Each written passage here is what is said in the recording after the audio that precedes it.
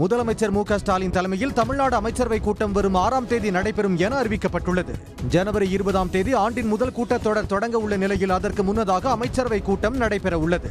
இதில் சட்டப்பேரவை கூட்டத்தொடர், ஆளுநர் உரையில் இடம்பெற வேண்டிய அம்சங்கள், பட்ஜெட் தாக்கல் உள்ளிட்டவை தொடர்பாக ஆலோசிக்கப்படும் என எதிர்பார்க்கப்படுகிறது. மேலும் ஓய்வூதிய திட்டங்கள் தொடர்பாக ககன்தீப் சிங் பேடி குழு முதலமைச்சரிடம் சமர்ப்பித்த இறுதி அறிக்கை குறித்தும் அமைச்சரவை கூட்டத்தில் விவாதிக்கப்படும் என கூறப்படுகிறது. தலைமைச் செயலகத்தில் ஜனவரி 6ஆம் தேதி காலை 11 மணி அளவில் கூட்டம் தொடங்கும் எனவும் தெரிவிக்கப்பட்டுள்ளது. இருளில் பிறக்கும் புத்தாண்டை விடியச் செய்யும் உதயசூரியன் போல தமிழ்நாட்டின் விடியல் வெளிச்சமாக திமுக அரசு தொடரும் என்று முதலமைச்சர் மு.க. ஸ்டாலின் வாழ்த்து தெரிவித்துள்ளார். தொண்டர்களுக்கு கடிதம் எழுதியுள்ள அவர், இந்த புத்தாண்டு திமுகவினருக்கு வெற்றிக்கான புத்தாண்டு, தமிழ்நாட்டு மக்களின் நலன் காக்கும் திட்டங்கள் தொடர்ந்திடும் புத்தாண்டு என கூறியுள்ளார். 10 ஆண்டுகள் அதிமுக ஆட்சியின் சீரழிவில் இருந்து தமிழ்நாட்டை மீட்டெடுத்ததாக கூறியுள்ள அவர் திமுக அரசின் சாதனை திட்டங்களை பட்டியலிட்டுள்ளார். இந்திய ஜனநாயகத்தின் பாதுகாவலனாக திமுக முன்னிற்பதாகவும் தோழமை கட்சிகள் துணை நிற்பதாகவும் தெரிவித்துள்ளார். தமிழ்நாட்டின் மக்கள் படை திமுகவுக்கு ஆதரவாக உள்ளதாகவும் இதை சிதறடிக்க எதிரிகளும் உதிரிகளும் வகுக்கும் வியூகங்களை தகர்த்தெறிந்து ஜனநாயக போர்க்களத்தில் செயலாற்றுவோம் எனவும் தெரிவித்துள்ளார். தமிழரின் பண்பாட்டு அடையாளமான பொங்கல் நன்னாளை திமுக சார்பில் புத்தாண்டு தொடக்கத்திலிருந்தே திராவிட பொங்கல் விழாவாக சமூக நீதிக்கான கொண்டாட்டமாக முன்னெடுக்க வேண்டும் எனவும் கேட்டுக் கொண்டுள்ளார். கோவை மாவட்டம் மேட்டுப்பாளையம் அருகே தனியார் பள்ளியில் சமத்துவ பொங்கல் விழா சிறப்பாக கொண்டாடப்பட்டது. இதையொட்டி பள்ளி மைதானத்தில் கிராமங்களைப் போன்று குடிசைகள், பெட்டி கடைகள் அமைக்கப்பட்டிருந்தன. மாணவ மாணவியருக்கு உரியடித்தல், கயிறு இழுத்தல், சிலம்பாட்டம், வள்ளி கும்மியாட்டம், கபடி உள்ளிட்ட விளையாட்டுப் போட்டிகளும் நடத்தப்பட்டன.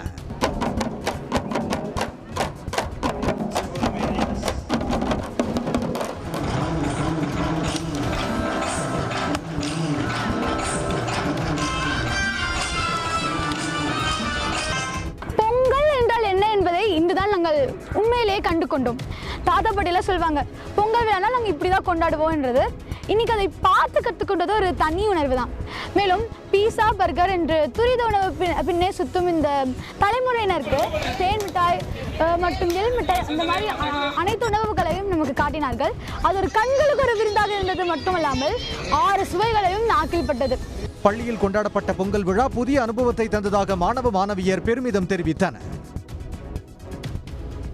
பொங்கல் பரிசு தொகுப்பு வழங்குவதற்கான டோக்கன்களை அச்சிடும் பணியை ஜனவரி 2ஆம் தேதிக்குள் முடிக்க வேண்டும் என்று கூட்டுறவுத்துறையின் பதிவாளர் அறிவுறுத்தியுள்ளார். ஒவ்வொரு ஆண்டும் பொங்கல் பண்டிகையை முன்னிட்டு குடும்ப அட்டைதாரர்களுக்கு பொங்கல் பரிசு தொகுப்பு வழங்கப்படும். இதன்படி இந்த ஆண்டு பொங்கல் பரிசு தொகுப்பு வழங்குவதற்கான பணிகளை மேற்கொள்ள அனைத்து இணை பதிவாளர்களுக்கும் கூட்டுறவுத்துறையின் பதிவாளர் சுற்றறிக்கை அனுப்பியுள்ளார். அதில் ஜனவரி 2ஆம் தேதிக்குள் டோக்கன்களை அச்சடித்து விநியோகம் செய்ய ஏதுவாக தயார் நிலையில் வைக்க வேண்டும் என்று அறிவுறுத்தியுள்ளார். டோக்கனில் பொங்கல் பரிசு தொகுப்பு பெற வேண்டிய நாள் மற்றும் நேரம் குறிப்பிட்டு டோக்கன்களை குடும்ப அட்டைதாரர்களின் இல்லங்களுக்கு சென்று தர வேண்டும் என்றும் கூறப்பட்டுள்ளது. ரேஷன் கடைகளில் பொங்கல் பரிசு தொகுப்பு போதிய அளவு இருப்பதை உறுதி செய்வதுடன் தரமாக இருப்பதையும் உறுதி செய்ய வேண்டும் என்றும் தெரிவித்துள்ளார். திண்டுக்கல் மாவட்டம் கொடைரோடு சுங்கச்சாவடியில் பணியாற்றும் ஊழியர்கள் 2 மாதமாக ஊதியம் வழங்கவில்லை என கூறி தர்ணா போராட்டத்தில் ஈடுபட்டனர். 40க்கும் மேற்பட்ட ஊழியர்களுக்கு கடந்த 2 மாதமாக ஊதியம் வழங்கவில்லை என கூறப்படுகிறது. இதனை கண்டித்து சுங்கச்சாவடி அலுவலக வாயிலில் அமர்ந்து பாதிக்கப்பட்ட ஊழியர்கள் தர்ணாவில் ஈடுபட்டனர்.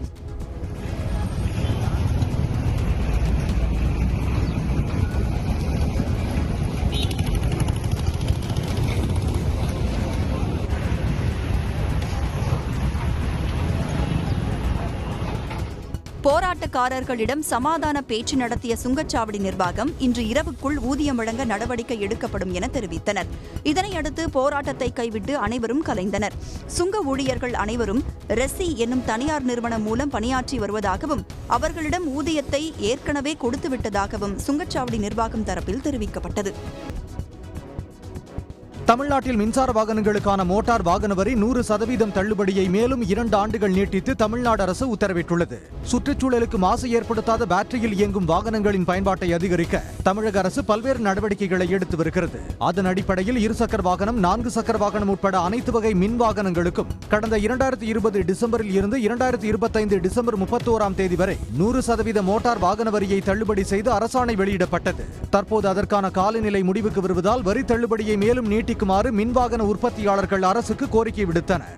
இதனை பரிசீலனை செய்த தமிழ்நாடு அரசு மின்சார வாகன கொள்கை அடிப்படையில் 2027 டிசம்பர் 31ஆம் தேதி வரை அனைத்து விதமான மின்சார வாகனங்களுக்கும் 100% வரி தள்ளுபடி செய்து உத்தரவிட்டுள்ளது. இதனால் மின்சார வாகனங்களை பயன்படுத்துவோர் எண்ணிக்கை கணிசமாக அதிகரிக்கும் என எதிர்பார்க்கப்படுகிறது. ஜம்மு காஷ்மீரில் கடும் பனிப்பொழிவு நிலவி வருவதால் பார்வைப்படும் இடமெங்கும் பனிமயமாக பரிணமித்துள்ளது. சுற்றுலா பயணிகளின் சொர்க்கம் எனப்படும் ஜம்மு காஷ்மீரில் டிசம்பர் முதல் ஜனவரி வரை பனிப்பொழிவு காலமாகும். கடந்த சில வாரங்களாக கடும் குளிருடன் லேசான பனிப்பொழிவு காணப்பட்ட நிலையில் ஒரு சில நாட்களாக பனிப்பொழிவு அதிகரித்துள்ளது. ஞாயிற்றுக்கிழமை இரவு முதல் பீர்கி கலி உட்பட பல்வேறு உயரமான பகுதிகளில் பனிமழை கொட்டி வருகிறது. குல்மார்க், சோனாமார்க் உள்ளிட்ட இடங்களில் சாலைகள், வீடுகள், மரங்களை வெண்பட்டு கம்பளம் போல உறைபனி வியாபித்துள்ளது.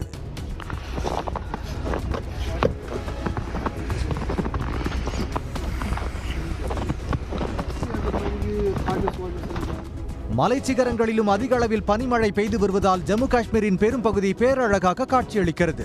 காஷ்மீரில் கடும் குளிருடன் பனிப்பொழிவும் தீவிரமடைந்துள்ள நிலையில் அங்கு ஏராளமான சுற்றுலா பயணிகள் குவிந்து வருகின்றனர். இந்நிலையில் முன்னெச்சரிக்கை நடவடிக்கையாக பூஞ்ச், ரஜோரி மாவட்டங்களை சோபியான் மாவட்டத்துடன் இணைக்கும் முகல் சாலை மூடப்பட்டுள்ளது.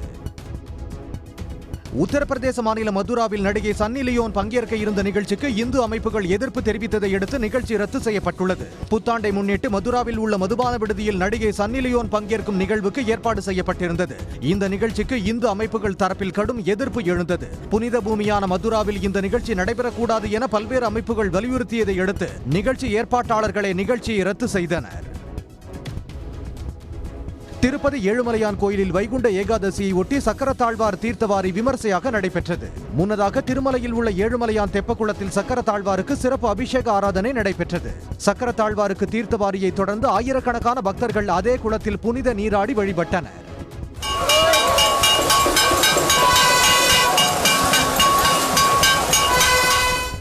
வைகுண்ட ஏகாதசியை ஒட்டி நேற்று அதிகாலை 12:30 மணி முதல் நள்ளிரவு 12 மணி வரை 67,053 பக்தர்கள் ஏழுமலையானை தரிசித்தனர்.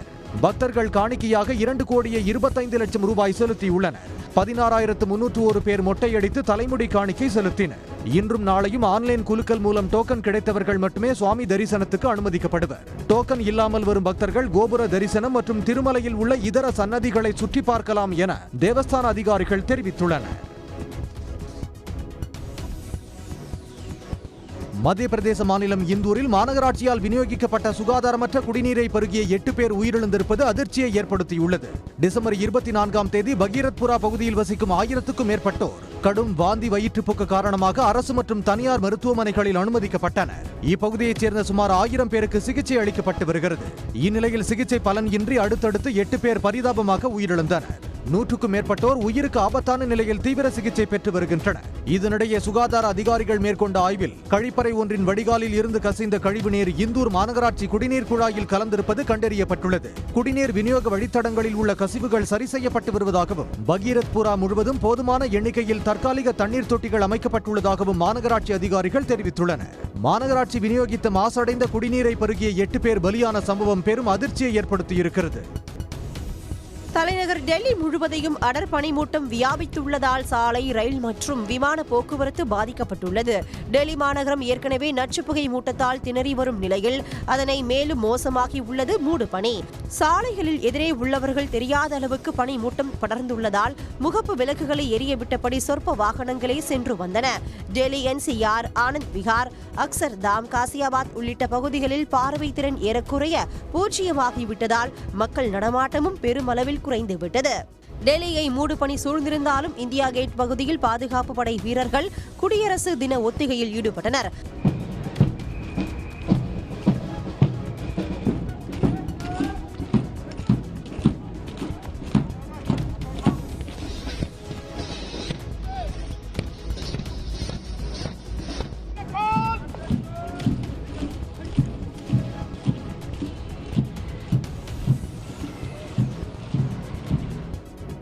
அடர்பனி மூட்டத்தால் டெல்லியில் விமான மற்றும் ரயில் சேவைகளும் பாதிக்கப்பட்டுள்ளன. இதனிடையே இன்று முதல் ஜனவரி 2ஆம் தேதி வரை டெல்லியில் காற்றின் தரம் மிகவும் மோசம் என்ற நிலைக்கு செல்ல வாய்ப்புள்ளதாக மாசு கட்டுப்பாட்டுத் துறையினர் எச்சரித்துள்ளனர். வெளிநாட்டு விமானங்களை அதிக அளவில் இயக்க அனுமதிக்குமாறு ஒன்றிய அரசை அதானி குழுமம் நிர்பந்திப்பதாக தகவல் வெளியாகியுள்ளது. அதானி குழுமம் இந்தியாவில் 8 முக்கியமான விமான நிலையங்களை நிர்வகித்து வருகிறது. வெளிநாட்டு விமான நிறுவனங்களின் விமானங்கள் கூடுதலாக இயக்கப்படாததால் பெரும் முதலீட்டில் உருவாக்கப்பட்ட விமான நிலையங்கள் முழுமையாக பயன்படுத்தப்படாமல் இருப்பதாக அதானி குழுமம் தரப்பில் தெரிவிக்கப்படுகிறது. இந்நிலையில் வெளிநாட்டு நிறுவனங்கள் கூடுதல் விமானங்களை இயக்க அனுமதிப்பதன் மூலம் உள்நாட்டு விமான நிறுவனங்கள் கடுமையாக பாதிக்கப்படும் என ஏர் இந்தியா மற்றும் இண்டிகோ விமான நிறுவனங்கள் ஒன்றிய அரசை எச்சரித்துள்ளன. தற்போதைய விதியின்படி விமான நிலையத்தின் மொத்த திறனில் 80% இந்திய நிறுவனங்களுக்கு ஒதுக்கப்பட்டுள்ளது. அரசு ஊழியர்களின் கோரிக்கைகள் தொடர்பாக சென்னை தலைமைச் செயலகத்தில் அமைச்சர்கள் ஆலோசனை நடத்தினர். பழைய ஓய்வூதிய திட்டத்தை மீண்டும் அமல்படுத்த வேண்டும், காலி பணியிடங்களை உடனடியாக நிரப்ப வேண்டும், ஆசிரியர் தகுதி தேர்வை ரத்து செய்ய வேண்டும் என்பது உள்ளிட்ட 10 அம்ச கோரிக்கைகளை வலியுறுத்தி வருகிற 6ஆம் தேதி முதல் காலவரையற்ற வேலை நிறுத்தத்தில் ஈடுபடப் போவதாக ஜாக்டோ ஜியோ அமைப்பு அறிவித்துள்ளது. இந்நிலையில் ஆசிரியர்கள் உள்ளிட்ட அரசு ஊழியர்களின் கோரிக்கைகள் தொடர்பாக தலைமைச் செயலகத்தில் அமைச்சர்கள் ஆலோசனை நடத்தினர். இந்த ஆலோசனையில் அமைச்சர்கள் தங்கம் தென்னரசு, ஏவா வேலு, அன்பில் மகேஷ், தலைமைச் செயலாளர், நிதிச் செயலாளர் உள்ளிட்டோர் பங்கேற்றனர். ஓய்வூதிய திட்டம் தொடர்பாக ககன்தீப் சிங் தலைமையிலான குழு முதலமைச்சரிடம் நேற்று இறுதி அறிக்கையை சமர்ப்பித்த நிலையில் இன்று ஆலோசனை நடைபெற்றது. ஆங்கில புத்தாண்டு மற்றும் வரத்து குறைவு காரணமாக ஆண்டிபட்டி மலர்ச்சந்தையில் மல்லிகை, ரோஜா உள்ளிட்ட பெரும்பாலான பூக்களின் விலை உயர்ந்துள்ளது. ஆண்டிபட்டி சுற்றுவட்டார பகுதிகளான கண்ணியப்பிள்ளைப்பட்டி, ராஜதானி, தெப்பம்பட்டி, கணேசபுரம் உள்ளிட்ட பல்வேறு பகுதிகளில் முல்லை, ரோஜா உள்ளிட்ட ஏராளமான பூக்கள் சாகுபடி செய்யப்பட்டன. ஆனால் பனியின் தாக்கத்தால் பூக்கள் உற்பத்தி குறைந்ததால் ஆண்டிபட்டி மலர்ச்சந்தையில் விலை உயர்ந்தது. அதிகபட்சமாக 1 கிலோ மல்லிகை 3000 ரூபாய், கனகாம்பரம் 1600 ரூபாய், முல்லைப்பூ 1400 ரூபாய் வரையிலும் விற்பனையானது. 1 கிலோ பிச்சிப்பூ 1200 ரூபாய், பன்னீர் ரோஜா 300 ரூபாய் வரையிலும் விற்பனையானதாக வியாபாரிகள் தெரிவித்தனர். சென்னையில் புத்தாண்டு கொண்டாட்டத்திற்காக கடற்கரைகளில் விரிவான பாதுகாப்பு ஏற்பாடுகள் மேற்கொள்ளப்பட்டுள்ளன. அந்த வகையில் மெரினா, பெசநகர், பாலவாக்கம் உள்ளிட்ட கடற்கரைகளில் மக்கள் கடலில் இறங்குவதை தடுக்கும் வகையில் தடுப்பு வேலிகள் அமைக்கப்பட்டுள்ளன. புத்தாண்டு கொண்டாட்டத்தை ஒட்டி சென்னையில் 19,000 போலீசார் பாதுகாப்பு பணியில் ஈடுபட உள்ளனர். சென்னையில் ஆபரண தங்கம் விலை 3வது நாளாக குறைந்துள்ளது. 10 நாட்கள் உயர்வுடனேயே பயணித்த 22 கேரட் ஆபரண தங்கத்தின் விலை திங்கட்கிழமையன்று சவரனுக்கு 640 ரூபாய் குறைந்தது. இதையடுத்து செவ்வாய்க்கிழமையன்று 22 கேரட் தங்கம் விலை சவரனுக்கு 3,360 ரூபாய் சரிந்து 1,800 ரூபாய்க்கு விற்பனை செய்யப்பட்டது. இந்நிலையில் ஆபரண தங்கம் விலை ஒரே நாளில் சவரனுக்கு 960 ரூபாய் குறைந்துள்ளது. காலையில் சவரனுக்கு 400 ரூபாயும் மாலையில் 560 ரூபாயும் என ஒரே நாளில் 960 ரூபாய் சரிந்தது.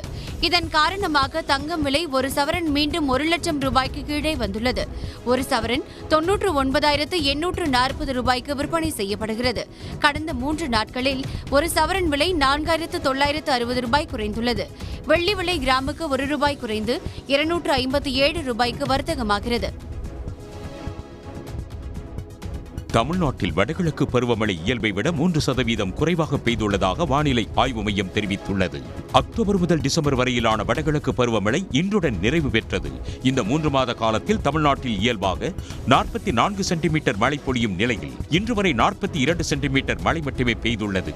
சென்னையில் வடகிழக்கு பருவமழை இயல்பை விட 10% குறைவாக பொழிந்துள்ளது. வழக்கமாக சென்னையில் 80 சென்டிமீட்டர் மழை பெய்யும் நிலையில் நடப்பாண்டு 72 சென்டிமீட்டர் மழை பெய்துள்ளது. 10 மாவட்டங்களில் இயல்பை விட அதிகமாக 27 மாவட்டங்களில் இயல்பை விட குறைவாகவும் பெய்துள்ளது. இதில் அதிகபட்சமாக நெல்லை மாவட்டத்தில் 95% கூடுதலாகவும், செங்கல்பட்டு மாவட்டத்தில் 35% குறைவாகவும் மழை பெய்துள்ளதாக வானிலை ஆய்வு மையம் தெரிவித்துள்ளது.